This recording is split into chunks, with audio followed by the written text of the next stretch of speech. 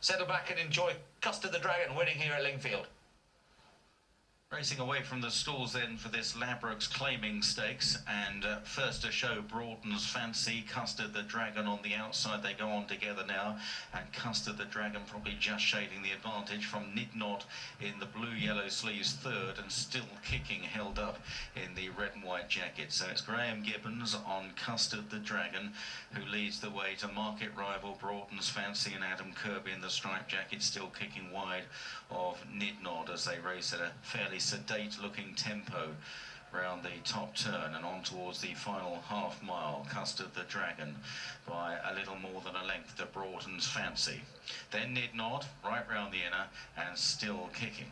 So about to run slightly downhill down the side of the course, approaching the final 3 furlongs, passing the halfway stage now. Custard the Dragon, Broughton's Fancy is poised to mount a challenge on the outside, and now the pace is quickening, and these two race in tandem. They kick 3 lengths clear of Nidnod and finally still kicking. So a stop-start pace here inside the 2.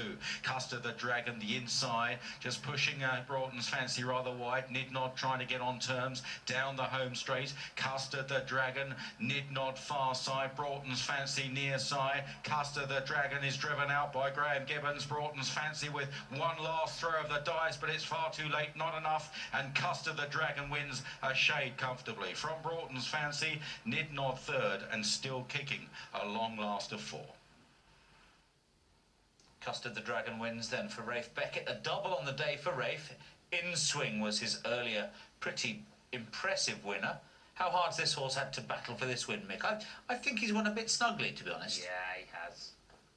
Interesting to see if there's any claims for this horse.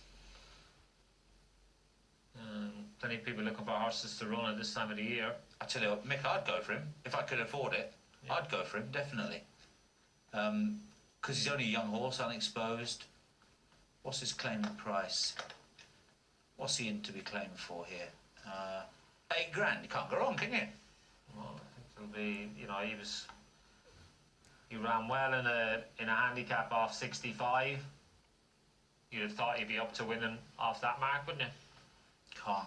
Can't go wrong for £8,000. Except that I always do just wonder, well, why is he in the claimer in the first place? Well, they're in claimers because they're trying to get them to win a race, and they've found a level, and you know that's the risk you take when you drop them into a claimer. But sometimes when a horse wins a race, it's amazing how much confidence they get from it. Horse just gets on a winning streak, and you know it can actually pep them up. Yeah. Harry Fry's got one in the National Chase, Mick, but it's not the Doncaster winner. It's Fletcher's Flyer, who got lapped by a nice horse of Ben Pauling's the other day called Drumacoo. Yes.